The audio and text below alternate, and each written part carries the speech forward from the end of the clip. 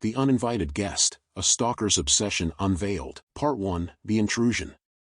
Day 1. The night was dark, and the rain pattered against the windows with a relentless rhythm. It was the perfect cover for my actions as I trailed him, my heart pounding with excitement and trepidation. He had no idea that he was being followed, no inkling of the presence that lurked in the shadows behind him. As he stepped into the warm glow of his home, I hesitated for a moment outside, my breath hitching in anticipation. This was it, the moment I had been waiting for, the chance to enter his world undetected. With trembling hands, I turned the doorknob and slipped inside, the rush of adrenaline coursing through my veins. His house was a sanctuary of solitude, a haven where he could escape the chaos of the outside world. I took a moment to inhale the scent of his cologne lingering in the air, a scent that filled me with a sense of euphoria. It was as if I were inhaling a part of him, absorbing his essence into my very being. Careful to make no sound, I tiptoed through the dimly lit hallway, my eyes darting from one object to the next. His belongings surrounded me, photographs on the walls, books piled high on shelves, personal mementos scattered across countertops. Each item told a story, a glimpse into his past, his present, his innermost thoughts. I couldn't help but feel a surge of excitement as I explored his home, like a thief in the night stealing precious treasures. But I wasn't here to steal, I was here to immerse myself in his world, to become a part of it in a way he could never imagine. And as I stood in the heart of his domain, I knew that this was only the beginning of my obsession.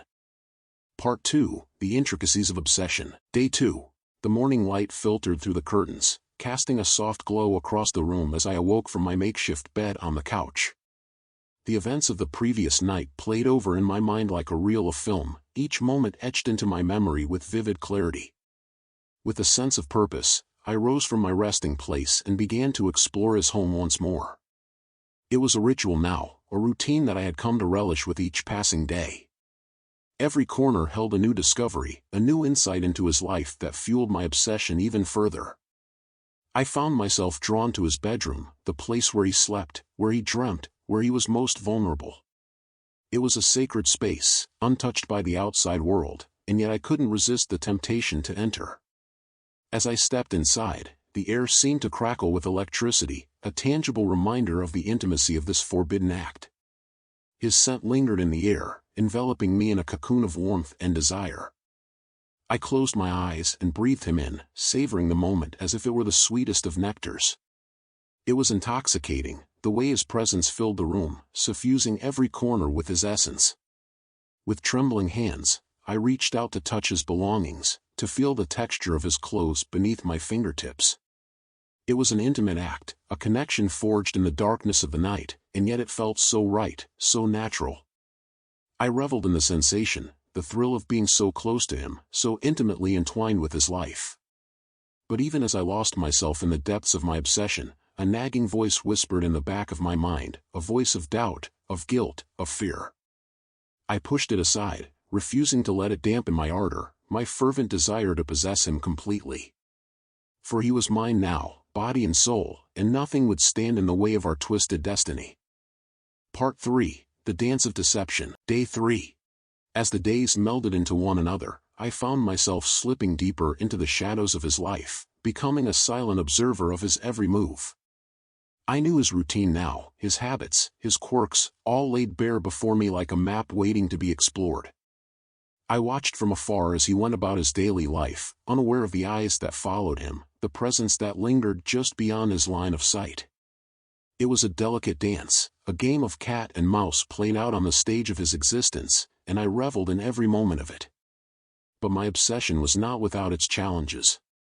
With each passing day, the risk of discovery grew greater, the fear of being caught looming like a dark cloud over my every move. I had to be careful, meticulous in my actions, lest my carefully constructed facade come crashing down around me. And yet, despite the dangers that lurked in the shadows, I couldn't resist the temptation to get closer, to immerse myself even further in his world. So I continued to push the boundaries, to test the limits of my obsession, heedless of the consequences that awaited me. One night, as he slept soundly in his bed, I crept into his room once more, drawn to him like a moth to a flame. I watched him in the soft glow of the moonlight, the rise and fall of his chest like a hypnotic rhythm that beckoned me closer. With a trembling hand, I reached out to touch him, to feel the warmth of his skin beneath my fingertips. It was a moment of pure ecstasy, a fleeting glimpse of the intimacy that I so desperately craved.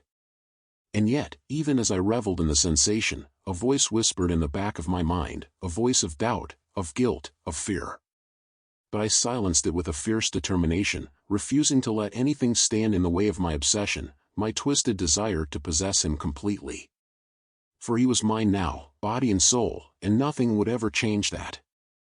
Part 4, The Web Tightens. Day 4. With each passing day, my obsession grew more intense, more consuming, until it felt like I was drowning in a sea of desire.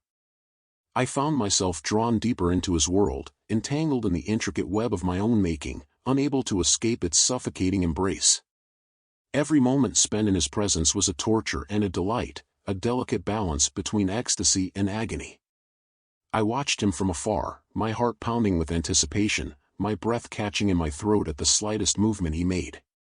But as my obsession deepened, so too did the risks. I could feel the eyes of suspicion upon me, the whispers of doubt that followed in my wake. I had to be careful, to tread lightly, lest I be discovered and cast out into the darkness once more. And yet, despite the dangers that lurked in the shadows, I couldn't resist the temptation to get closer, to immerse myself even further in his world.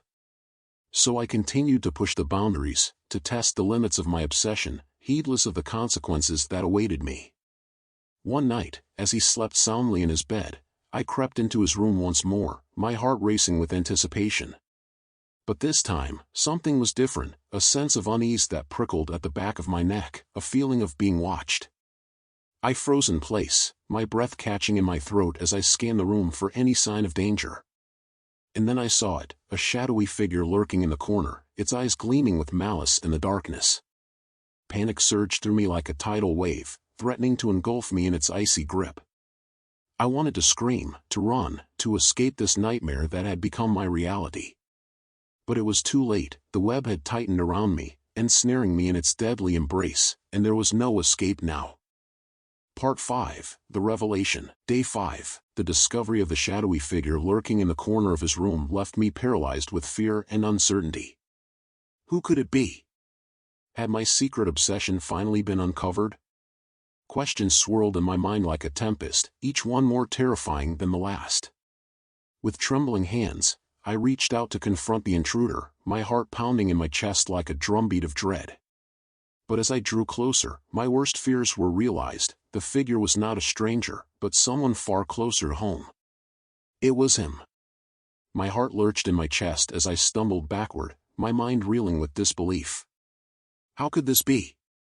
How could the object of my obsession be standing before me, watching me with eyes filled with a mixture of anger and betrayal? But as the shock began to wear off, a sense of clarity washed over me like a wave crashing against the shore. He had known all along. He had known about my presence in his home, my obsession with him, and he had bided his time, waiting for the perfect moment to reveal the truth. I tried to speak, to plead for forgiveness, to explain the depths of my twisted desire. But the words caught in my throat, choked by the weight of my guilt and shame. There was no excuse for what I had done, no justification for the pain I had caused. And as he stood before me, his gaze piercing through the darkness like a beacon of judgment, I knew that there would be no escape from the consequences of my actions. I had crossed a line from which there was no return, and now I would have to face the consequences of my obsession head-on. But even as I stood on the precipice of my downfall, a part of me couldn't help but feel a sense of twisted satisfaction, a perverse thrill at having been caught, at having my darkest desires laid bare for all to see. For in that moment, I realized that my obsession had become my undoing, my downfall, my ultimate demise. And as I stood in the shadows of his room, facing the consequences of my actions, I knew that I would never be free from the grip of my obsession, no matter how hard I tried to escape. Part 6, The Confrontation. Day 6, the air crackled with tension as we stood face to face, trapped in a silent battle of wills. His eyes bore into mine, a storm of emotions raging beneath the surface, anger, betrayal, and perhaps even a hint of pity. I tried to speak, to plead for understanding, but the words caught in my throat like a noose tightening around my neck. What could I say to make him understand the depths of my obsession, the twisted desires that had driven me to this point? But he didn't need my words to understand. He could see it written in the hollows of my eyes, the trembling of my hands, the desperation that radiated from every pore. And as the truth dawned on him, a flicker of something akin to empathy crossed his face, a fleeting moment of understanding in the midst of chaos. For a moment, we stood in silence, suspended in time like actors on a stage, each waiting for the other to make the next move. And then, without warning, he spoke, a single word that shattered the fragile illusion of control that I had built around myself. Why? The question hung in the air like a guillotine poised to strike, cutting through the silence with razor-sharp precision. And as I struggled to find an answer, to articulate the twisted motivations that had led me down this dark path, I realized that there was no excuse for what I had done. I had invaded his privacy, violated his trust, and shattered the sanctity of his home, all in the name of my own selfish desires. And now, as I stood before him, faced with the consequences of my actions, I knew that there would be no redemption for me, no forgiveness for the sins that I had committed.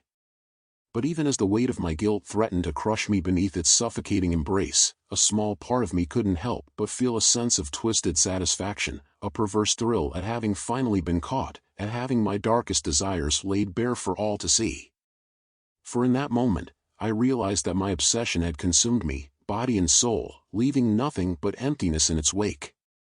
And as I stood on the precipice of my downfall, facing the consequences of my actions, I knew that there would be no escape from the darkness that had consumed me, a darkness of my own making, born from the depths of my twisted desires. Part 7, The Final Descent. Day 7. In the cold light of day, the truth of my actions weighed heavily upon me, a burden too heavy to bear. I had become a prisoner of my own obsession, trapped in a labyrinth of my own making with no hope of escape. As I stood before him, my heart heavy with remorse, I knew that there was only one path left for me to take, the path of redemption, no matter how steep and treacherous it may be. With a trembling voice, I begged for his forgiveness, for a chance to make amends for the pain and suffering I had caused. But he remained silent, his eyes filled with a mixture of sorrow and resignation. And then, in a voice barely above a whisper, he spoke, the words like a death knell ringing in the silence of the room. "It's too late." With those words, the final nail was hammered into the coffin of my obsession, sealing my fate with a sense of finality that echoed through the depths of my soul. And as I stood there, alone in the darkness of his room, I knew that I would never be free from the chains of my obsession, no matter how hard I tried to break them. For in the end, it was not him that I was truly obsessed with, it was the darkness within myself, the twisted desires that lurked beneath the surface, waiting to consume me whole. And as I descended further into the abyss of my own making, I knew that there would be no redemption for me, no salvation from the darkness that had taken root in my soul. For I was a prisoner of my own obsession, condemned to wander the shadows for all eternity, a ghost of my former self haunted by the echoes of my own twisted desires.